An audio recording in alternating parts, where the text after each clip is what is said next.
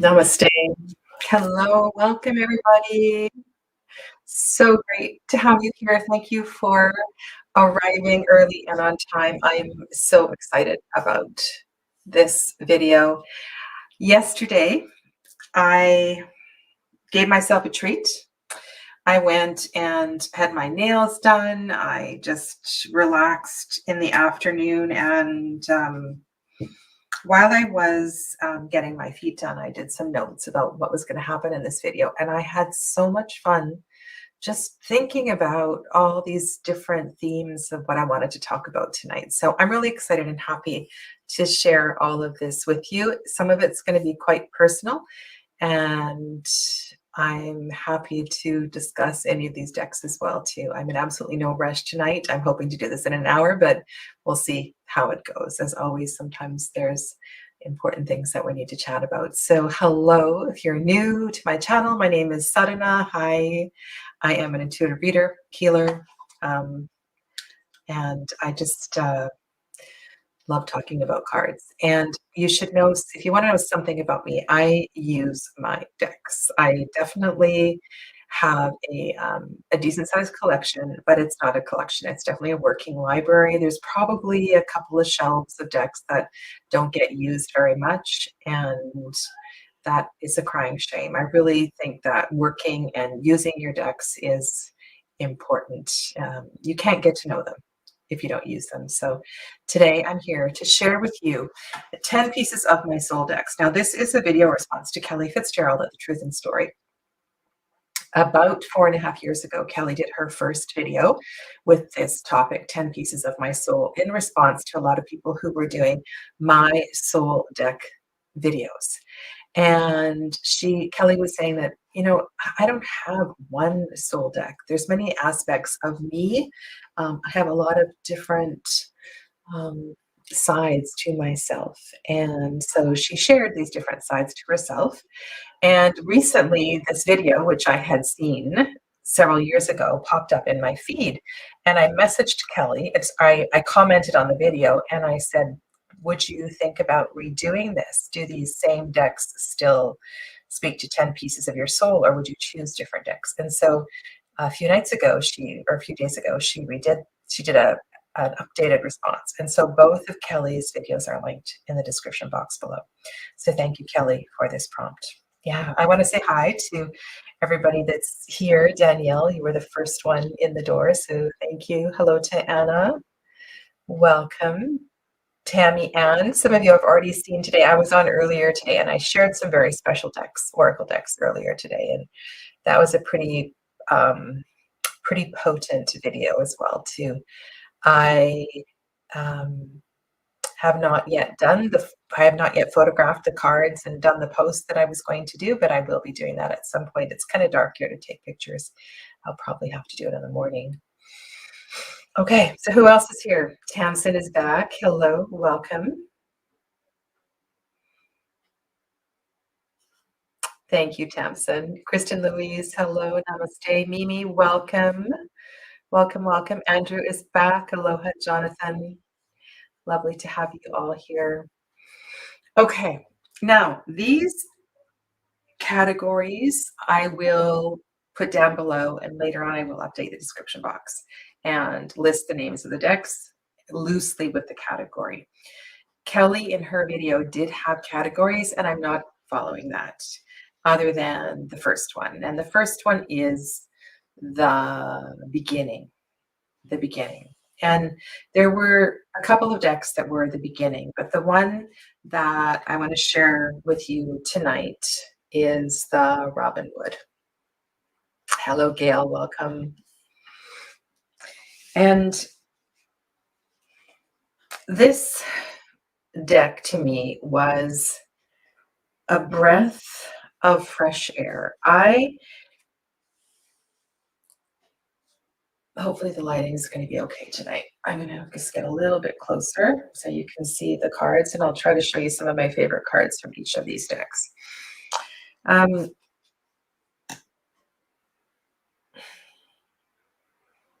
I was struggling at the beginning. I was struggling to find a deck to connect with.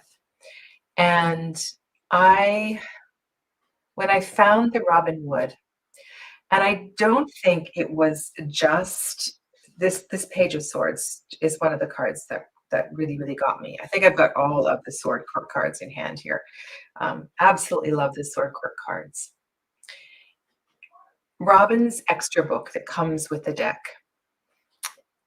really touched me. I loved just reading about her experience in Okinawa and the fact that many of my formative years were spent in Japan. I just felt this deep connection with her. I felt like she understood me, and I wished and waited for that other book to be published, but it never was. And this deck and I, we read together, we spent many, many years together. And this is a deck that I read with exclusively for a very, very long time. And it just, I don't know, it's just a piece. It's a piece of me. I will always have a copy of this deck, not too far away. And there was something about this Eight of Wands that I just felt. You see, what happened to me in Japan, and I'm going to talk a little bit about my Japan experiences in different in the animistic phase, in the animistic deck as well too, because Japan was formative in my animistic development as well too. But I've always felt a deep connection to the planets. And I loved that in this Eight of Wands, it wasn't just an earth-centric focus. I loved that we were thinking big, thinking really big here. And it's very, very special card to me. And I think that's why I like the World card in the Slow Tarot. The Slow Tarot I'm not sharing tonight, but there's just something about this. I always, this Three of Pentacles, I I always wondered what was he creating? And there was so much imagination and passion and curiosity. The fact we have um, the silver piece at the front with the Celtic um, knots, and then what looks like real feathers, and perhaps a chapel window behind. And this deck just left so much to my creative side. Not this deck, this card. Anyway, that's definitely a favorite card of mine. And also the boy here in the Eight of Pentacles. I saw myself. I definitely saw myself. Um, oh, let me know if anyone else is getting an echo. Let me know. There shouldn't be, but I've turned everything else off.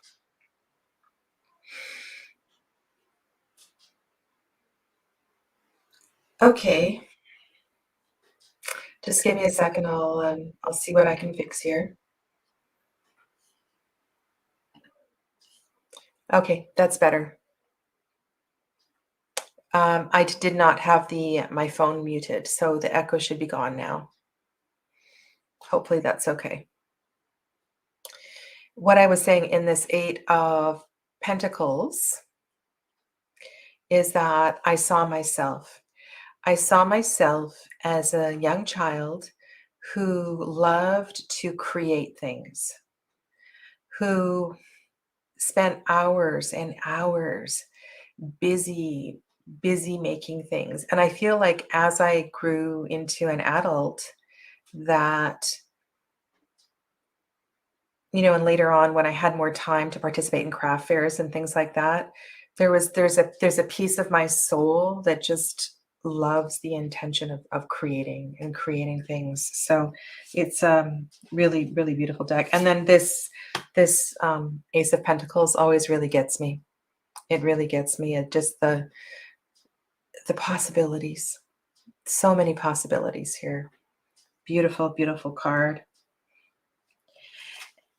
The gown on this Queen of Swords, it's, I don't know if this is, to me, if this is a swords deck. This is a very earthy deck, but I love, I just love the swords court cards.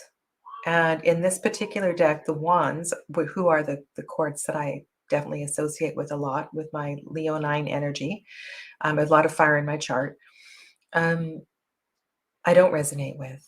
And I really appreciated the swords in this card. And this fool, even though the costume is kind of weird, um, speaks to me. It spoke to me, and just there's so much lightness, and I loved that we could see more details in this card. So yeah, so the beginning, the place where I started, um, full of hope, full of hope, and yeah, and I loved Robin's book. So it's very sad, that she left us this year, and that other book the workbook never got written. But I know this deck holds a special place in the hearts of many, many of us. Yeah. I don't know if this deck is an Art Nouveau style. I don't know, Andrea. I don't have enough. Oh, and this Knight of Wands, sorry, Knight of Swords on Pegasus is really beautiful. I love the way that she wrote her book. So yeah, this is definitely a piece of my soul. Okay. Now the other categories, I'm going to go in no particular order, but this is just how they kind of arose last night as I was um, getting my feet massaged and getting a pedicure. Yeah. Also, another thing is that every deck I'm showing you tonight, I have worked with a lot. So there are, except for one, maybe there's no decks here that are unfamiliar to me. So you will have seen them all on my channel before. Okay. So the next piece of my soul is the healer, And I feel that I've been healing and working with others to heal for a very long time. And there's been a few inspirational yogis that have come into my life since, I'm going to say, I was probably about 17 when I had my first profound experience with a yogi. But there's something about the connection with the elements and also the doing of the work, the effort that needs to be made to heal.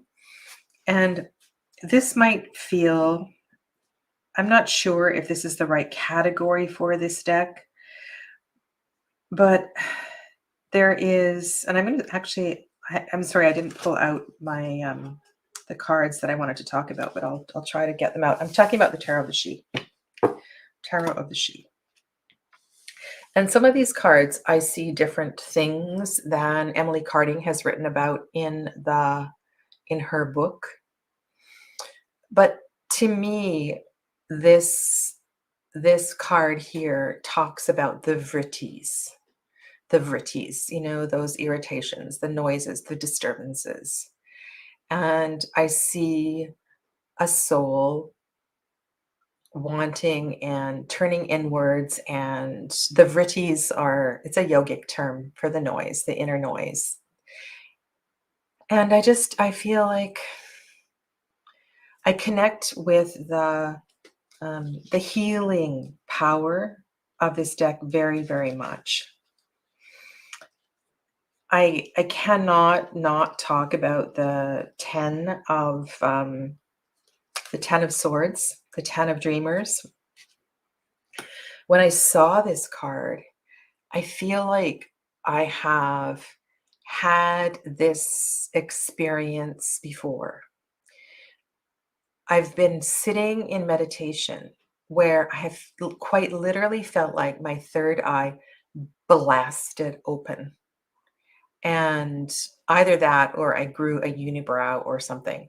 But I totally understand the feeling of this card. And this is a powerful, powerful healing experience.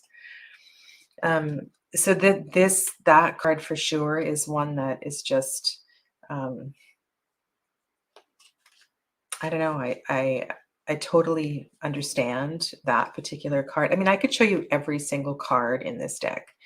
There's just so many. The Tower card is also truly incredible. I also love the way that Emily has used the glyph.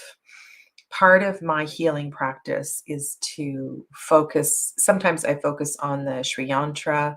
Um, Sometimes I do candle gazing, different things, and I've also done the practice where focusing on the glyph of the she. But I feel the power of transformation in this deck, and it is just really. I mean, look at this warrior king, this king of fire. In the distance, on the top of the mountain, horse is rearing up, and then the energy of the king is it's just so beautiful. It's really something. And even the, like the challenge, like this is a really important card, I think, in working with clients to understand the courage it takes to leave the crap behind. And here in this Dancer 8, we see that sticky, yucky stuff that feels like it's glued to our skin. And this she is standing up and moving to the light and climbing the mountain and on the path. I totally get it. I really do. Um, I mean, every card in this deck to me speaks of a healing journey. A healing journey. It's so beautiful. If I miss saying hi to anybody, hello to everybody who's coming in. Yeah. So Tarot of the She is a piece of my soul that I feel like it's constantly in a process of peeling away. And this is a deck that, and like I feel in this card here, this card reminds me that I have infinite power. I have the ability to erect a standing stone. Like that's what I feel with this card. It makes me feel strong. It makes me feel like I'm mighty. I can do anything. And if I'm willing to let go, then I will be stronger and stronger and stronger. This warrior princess, right? Another example about the importance of focus as well too. So there's a couple of aspects to healing, and one is consistency. Abhyas in Sanskrit, and another consistency is one. I mean, there's a lot, but coming back again and again and continuing to work away. Hey there, Joseph. So yeah, so this is my healer self. Tarot of the She by Emily Carding. Okay. Where am I going? Okay, so now I am going to go to a deck that I pull out every summer. And summer, I use the word loosely. Sometimes it starts in the spring. And this is my Green Witch self. This is my Green Witch self. And this deck has not been around that long.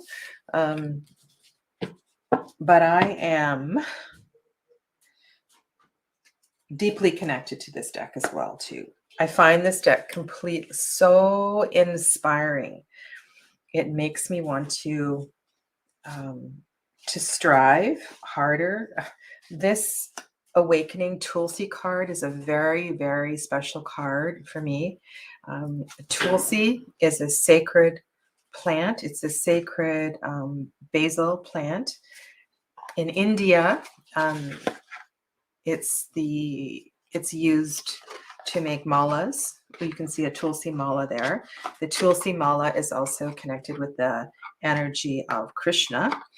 And this deck, some of the plants are familiar. Most of them are familiar. Some of them are not. But it's not just about the plants. This is about crafting.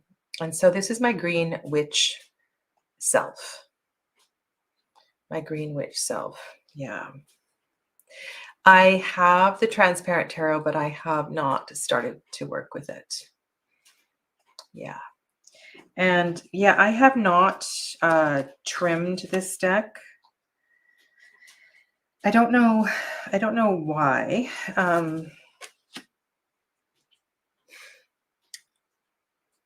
And right now when I'm looking at the marigold card, I remember a day standing at a Kali temple it was the Kali Ghat actually in Kolkata.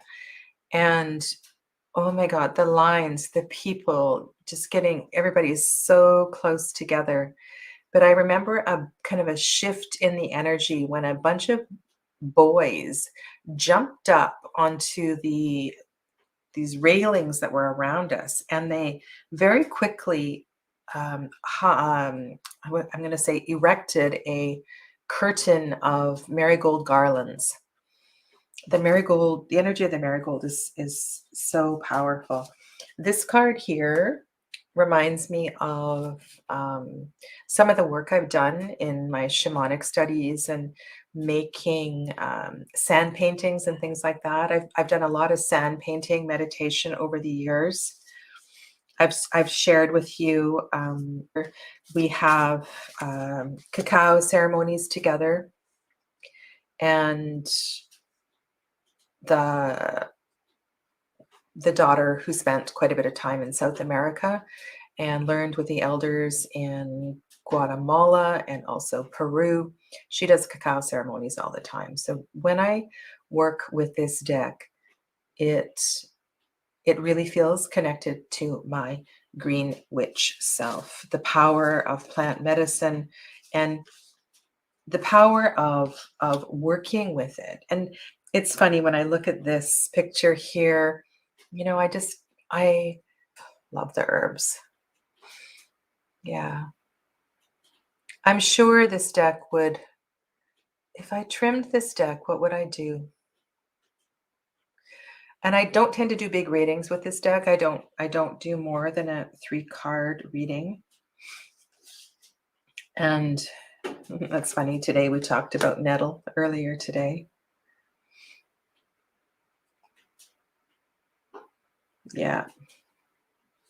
And this is actually a project that I have a pile of white clothes. So when I was initiated, the first initiation, you wear white, but now I need to dye all my white clothes. My white clothes need to become yellow. And this is a project I actually want to do. So this is a deck that I associate with my green witch self. Okay.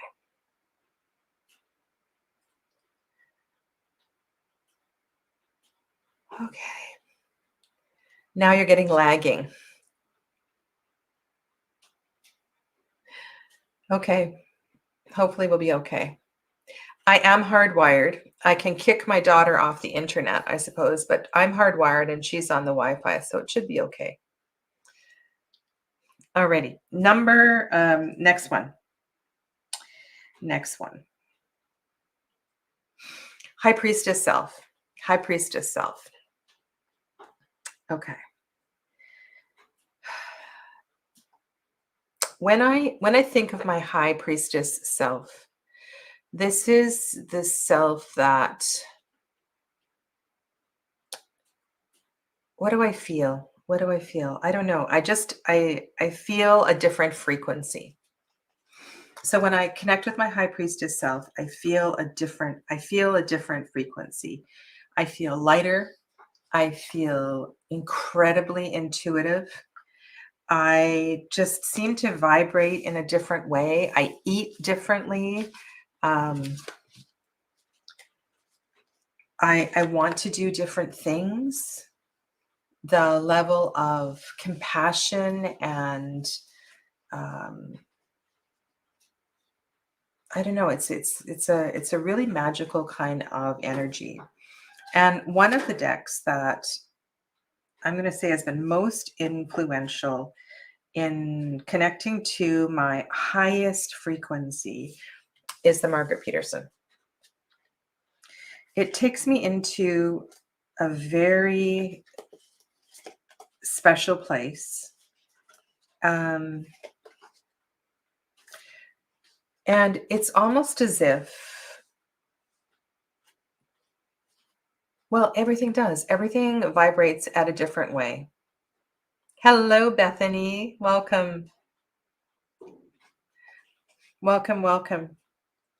And so in this, when I work with this deck, it's like it's okay. So my high priestess self can be teaching yoga, or even actually not so much when I'm teaching. If I'm taking a yoga class, I usually go to the back of the class because I love to look at people's auras. And if I am deep in sadhana, my clairvoyance is quite incredible. And that's what this deck reminds me of. It reminds me of how I feel when my clairvoyance is at its greatest. And so this is my high priestess deck. And I love that things are just, not completely in focus, because that's the way I feel. Andrew asked a question. Andrew asked, I wonder what tarot deck each major arcana person would use. Huh, that's a really interesting question.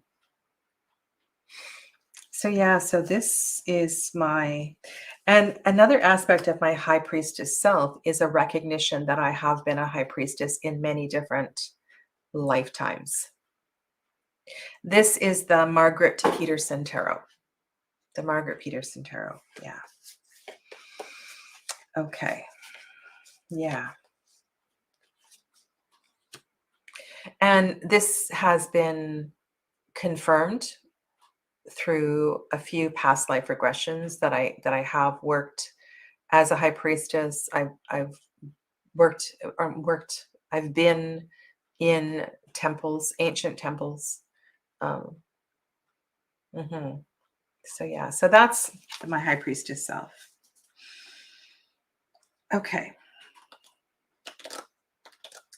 Now we're going to go to and it's funny because a lot of these aspects of myself might seem similar to some of you. The next one is my yogini. Now, when I say that, I feel, what do I feel?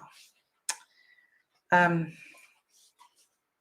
it's funny because I have a couple of decks here that I'm going to show you. I'm going to pull out and I hope it's here. Yes, the lovely Om.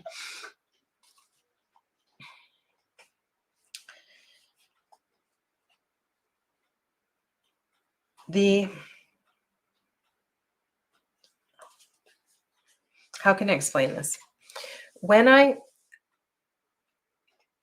was doing my shamanic training, and we were doing lots of journeying, a lot of my shamanic journeys took me to sacred places in India.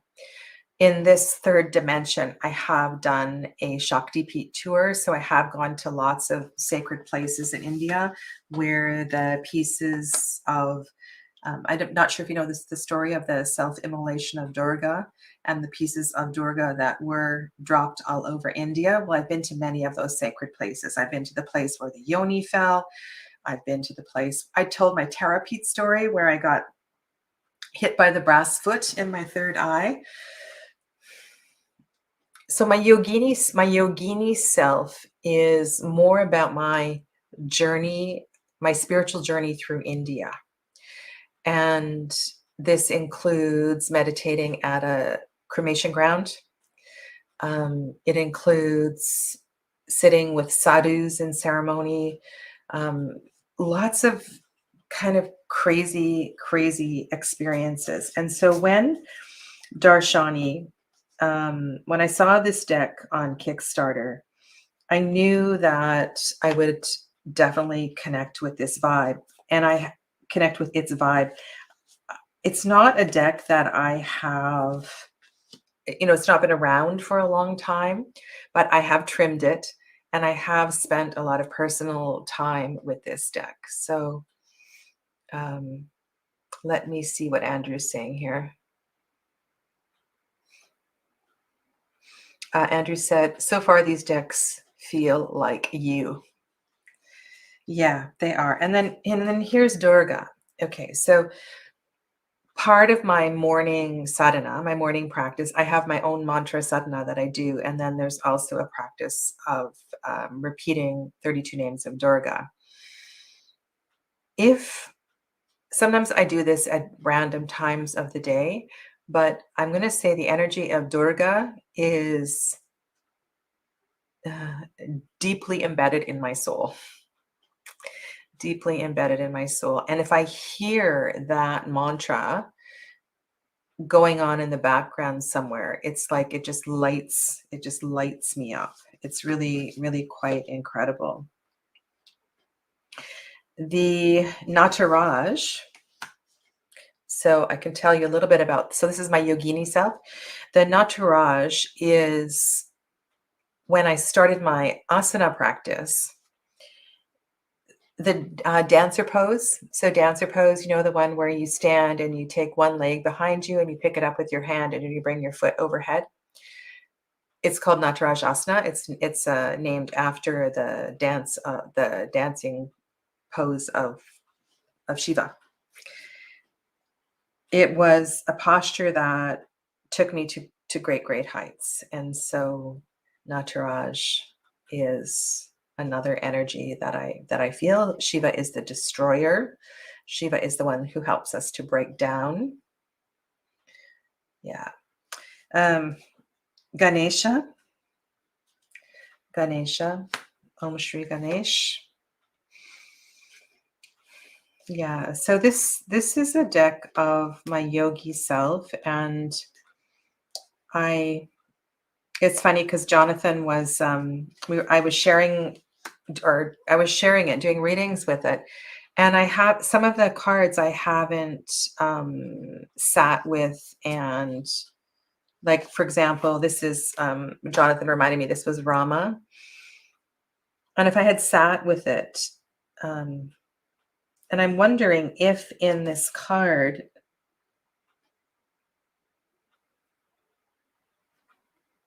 anyway, I know all these stories. I've heard these stories many times. I've had them told to me in satsang. It's so beautiful. So this is my yogini self. This is my yogini self. Okay. The next aspect of myself, I am calling my luminous warrior. My luminous warrior. My luminous warrior is not afraid of death. My luminous warrior is not afraid of death. My luminous warrior walks between the worlds. My luminous warrior led me to grief training, led me to work. I am not a death doula, but I've done different trainings at the, I'm drawing a blank right now, for hospice. But before I did that, part of my soul, part of my journey has been in connecting with pretty much every single one of my grandparents, great aunts, great uncles, surrogate aunts, surrogate uncles, There's something about me and death. I seem to always be around or be at the scene or participating in or end of life care for lots of people.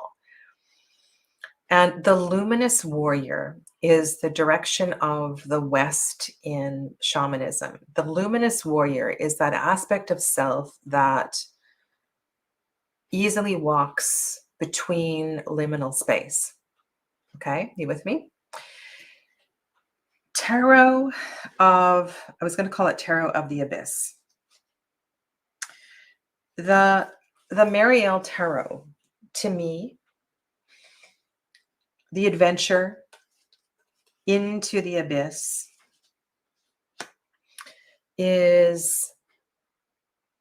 requires the strength of the luminous warrior. And I am not afraid of this deck.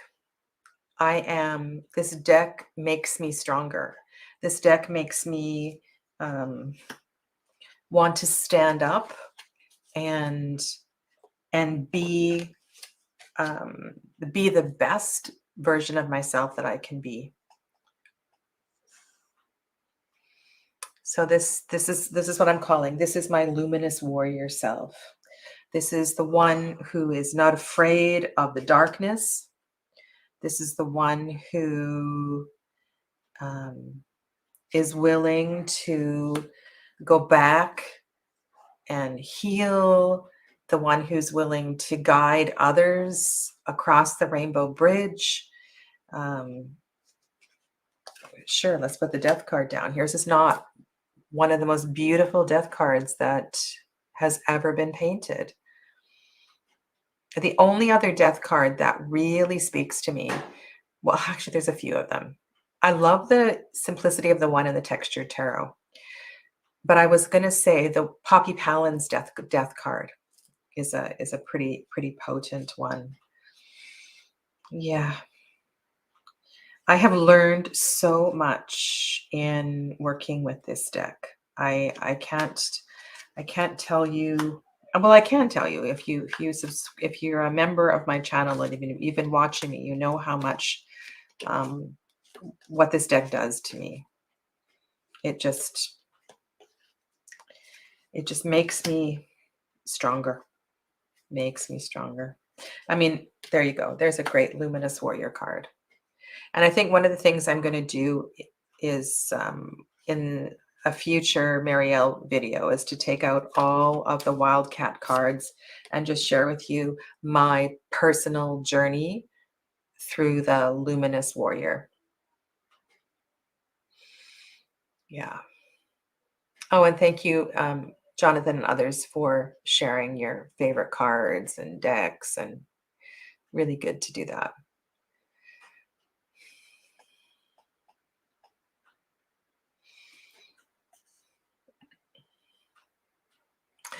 Great quote. Thank you for that, Andrew.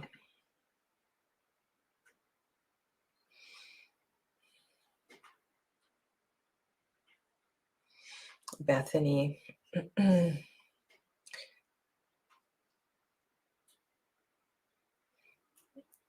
Yes. And isn't Elle a lovely soul? Okay, so let's go on. All right. Now, there is an aspect of myself who wanders in the forest and talks to the elementals in the forest.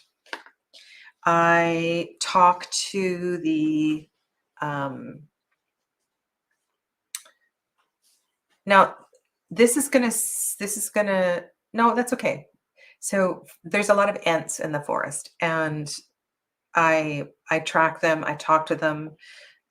We have little chats. There's also a 4-foot masculine solid elemental who's always with me when I walk in the forest. I feel at home in the forest. I have no fear of being eaten or amber being devoured by some wild animal. There's such a beautiful level of comfort in the forest, whether it's animals or fae or different species of elementals in the forest. And one of the most powerful elemental decks for me is Tarot of the Hidden Realm. And I have done quite a bit of sacred ceremony in the forest. And it's just a place where I am completely comfortable. Thank you for sharing that, Gail. Beautiful. And so, you know, this card here, this is kind of me. Sometimes I sit on a log, sometimes I sit on the earth and lie on the earth. One of my favorite things to do is just to lie on the earth and to be there. Do I take a deck with me to the forest? I have done that from time to time. I've taken this deck. I've taken the Wild Unknown.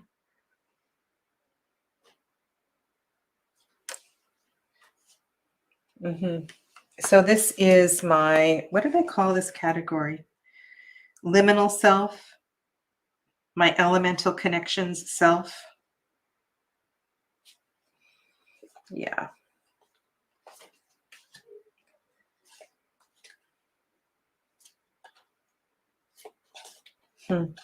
Love. I love this. I really love this deck.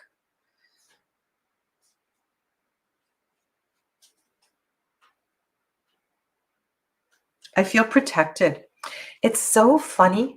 You know, it's so funny because the forest lover self, so many people I know are so scared of cougars and bears and bugs and God only knows what. I went for a walk the other day. It was like the day after the last storm, and somebody said, "Are you crazy? There's still trees falling over." And it's like, yeah, I'm okay. I'm protected. So this is this card here. And I have to say this deck also connects me to Ma, to Mother Earth. Right? So this really makes me feel one with the Earth Mother. Maybe that's a big part of it, right? So I get to be one with Mother, and kind of feel like this energy here. Yeah. Okay.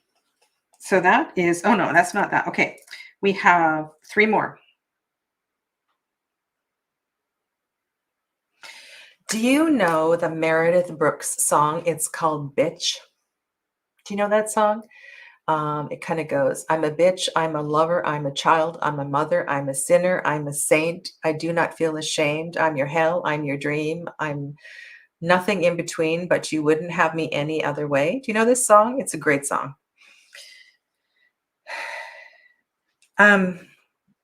It's a really empowering song.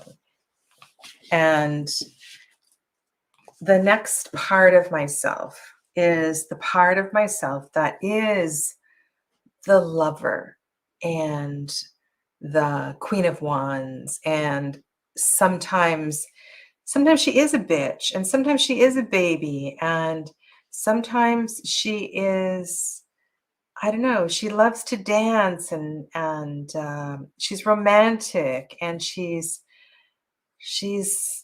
strong, and she loves adventure. Like, I love to travel, and yeah, and I love to drink wine. All these things. And so I was trying to think of a deck that, I don't know, there's just something about this deck. So this is tarot. Now, if you say it in French, it's like Tarot des Ozars, but it's actually Tarot de Ozar. And the Suit of Pentacles in this deck, to me, is incredible. And there's such a romantic energy. This is one of the I mean, you can't really call this Tarot de Marseille, right? It's a modern version of Tarot de Marseille that, I don't know, it really does something to me. And it appeals to the lover, the Queen of Wands in me, the woman who wants to sit and enjoy a cup of coffee on a sidewalk in Paris, or I don't know, have a great meal in a small cafe in Italy. I love this deck. I love this deck. I have two copies of it. I have the one with these backs, as well as the one with the new orange backs. This is, or just to walk in and out of chapels and churches, and yeah. Do you have this deck? Does anybody yeah. And maybe this is my Jeanne d'Arc. Maybe this is my Jeanne d'Arc deck. Joan of Arc deck. I kind of feel that energy. Whoa, look at this. Look at that Tower card. That's incredible. Okay. Yeah, this is a great deck. It really, more than I was going to show you maybe one of the Il Menengello decks I have, but this deck does something really, really special for me.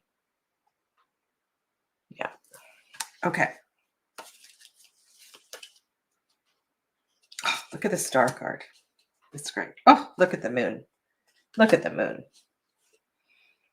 Yeah. Okay. This is going to go on my rack. I haven't had this out for a while. This is definitely going on my rack. Okay. Number 9 and number 10.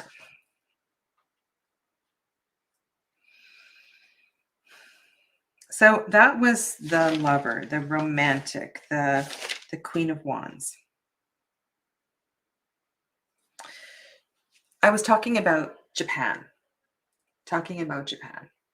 And in Japan is where my sense of animism was initially fueled. Around rocks, sacred places at the ocean. It's believed that there's energy in the rocks. There's energy in the trees. Sometimes you'll see trees protected by little pieces of paper and things like that, or by rope. Near where I live, I've taken pictures and shared these on my Instagram.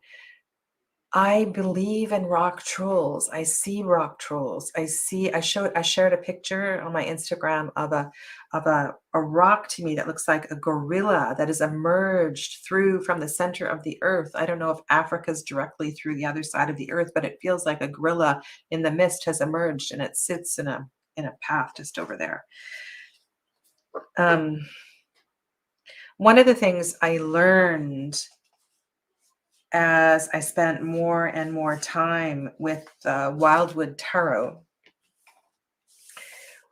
was a reverence for the earth and a sense of our duty to protect the earth.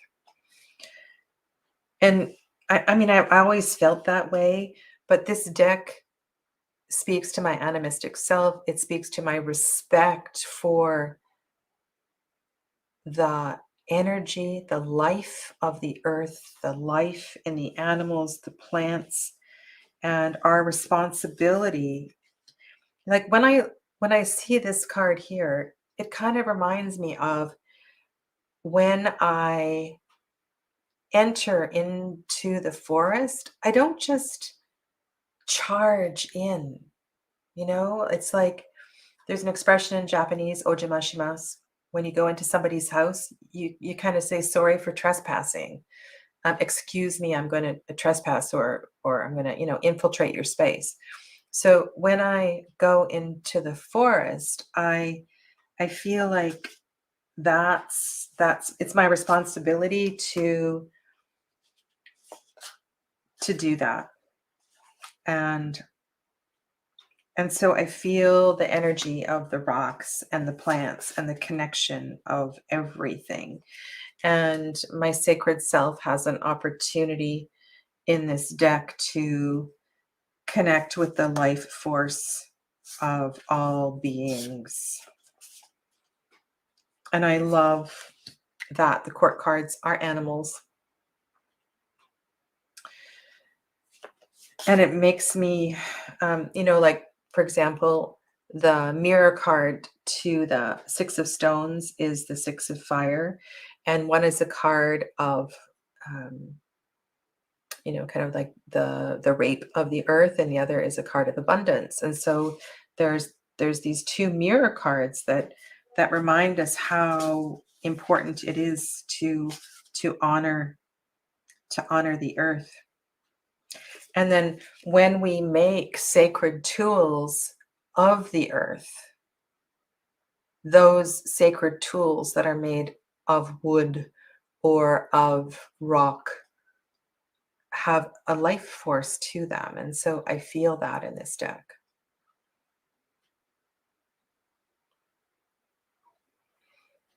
Yeah.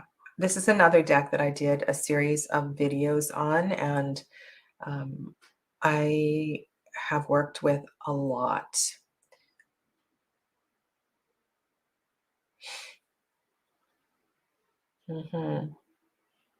It's really, I lived in Whistler. Do you know that I lived in Whistler for 25 years? Most of my kids were raised there.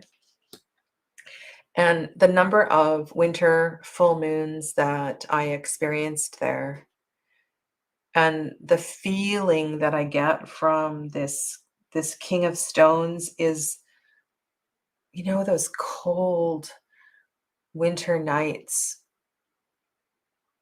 I don't know, just it's so powerful when the air is so clean and crisp and clear. So yeah, so this deck is definitely a piece of my soul. And so here's an example, right? So this stone has so much power to it. Yeah. And my kids, I think in hindsight, they were very um, grateful that they got to grow up in Whistler.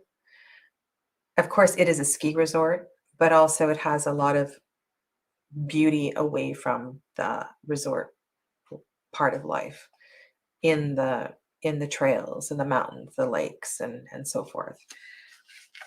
It does. And especially when we first lived there, it wasn't nearly as commercial as it is now. And where I live now is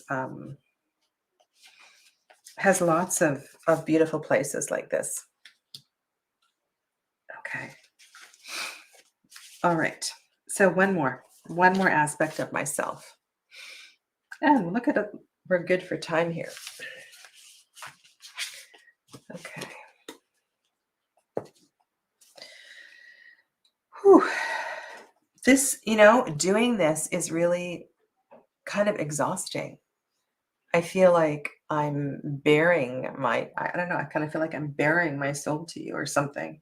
It's an interesting feeling that's coming across me sharing all this with you. All right. Now like I said, the Lovely Ohm is a fairly new deck to me, but I have worked with it quite a bit. Now, another deck that is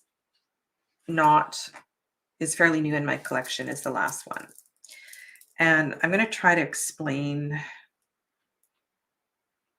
what this deck does for me and who this deck, what this deck is. I've had quite a few experiences in my life where I have walked through portals. Thanks, Jonathan. I have walked through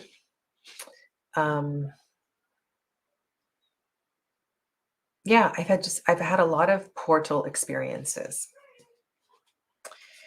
And while this deck is has quite a European feel to it, there's just something about it that reminds me of my many, many portal experiences. And so when I work with the Tyldwick Tarot, it's more in a path working kind of way. And it fuels that aspect of myself that takes me to other places. And so I call this my time traveler self. My time traveler self. I have a very loose concept of time because I have traveled through many portals and seen with my own and experienced time warps and dimensional shifts. I have a comfort with that. And because I didn't get the first version of this deck, I waited for a long time for the second version to be released. I mean, after Neil died, his brother worked really, really hard to get this deck out again because people wanted it. And so whenever there is a movie about a time traveler, or whenever there is an opportunity to, whenever there's a book about moving between dimensions, that's what this does for me. So this is an aspect of myself that is so very, very comfortable with, yeah, I'm going to call it my time traveler self.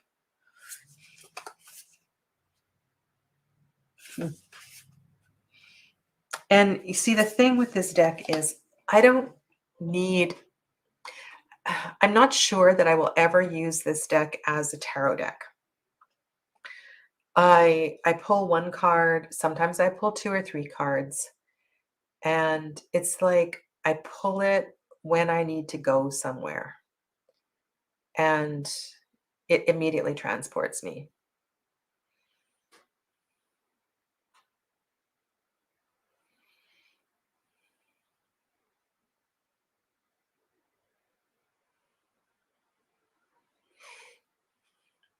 So Andrew asked, what is path working?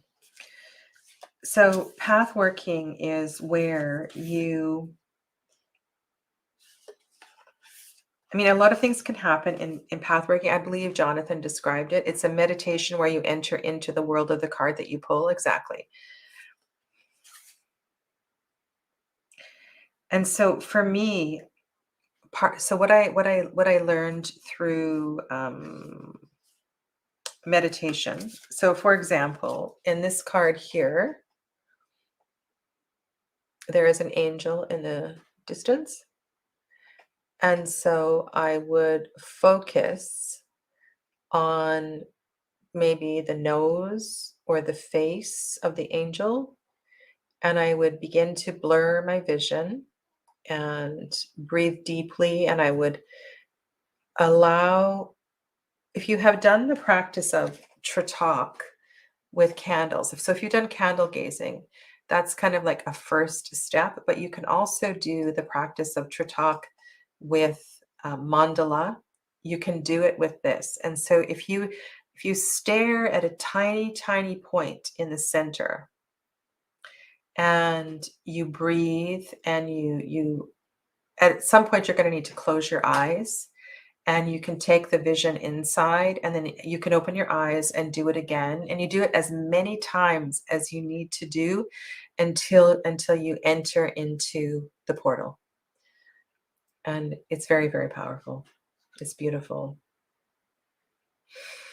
Gail, I have not read that book. I have my own method of traveling.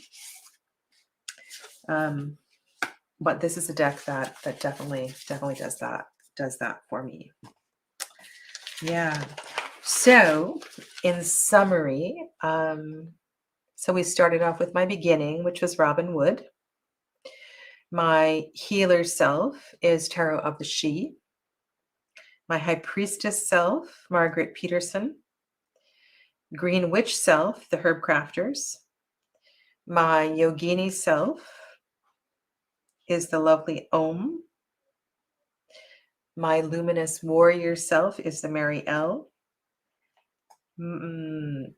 Now Andrew suggested my forest loving self, but I feel like this is my liminal self, my connection. This has more to do with my connection with Gaia, Mother Earth, was the Tarot of the Hidden Realm. My lover self, romantic self, is Tarot de Ozar. And then the last two I shared with you was my animistic self with the Wildwood Tarot, and my time traveler self, the Tyldwick Tarot. So yeah, so these are 10 aspects of who I am. Who I am. Yeah. So thank you. Thank you for being here tonight, and thanks to Kelly for doing this video. And if I had to choose one deck that was my soul deck, I don't think I could do that. So I think that's another reason why this particular it's not a tag. Well, it is a tag now. Why this particular tag spoke to me so well. Yeah. Alrighty. This mala came from Tara, Pete, from Tara in India. This is the town where I was bashed in the third eye with the foot of Shakti. Yeah. So that's one of the reasons I wear this, is this mala connects me with Durga. It's also crystal, right? So it's pure and clean and full of feminine energy. Okay. Good night, everybody. Enjoy your weekend. Namaste.